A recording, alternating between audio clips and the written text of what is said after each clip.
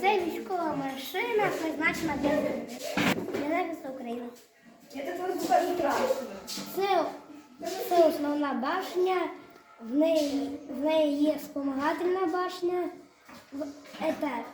Это основные пушки, это вспомогательные пушки, это кулемет. Это пусковые установки какие-то.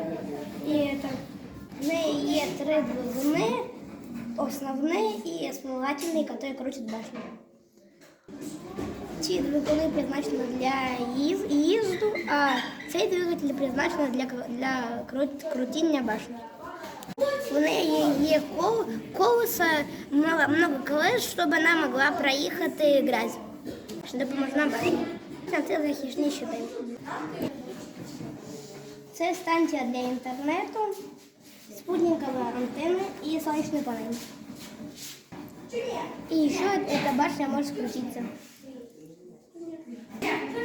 Це телевізор, який призначений для розміновування території.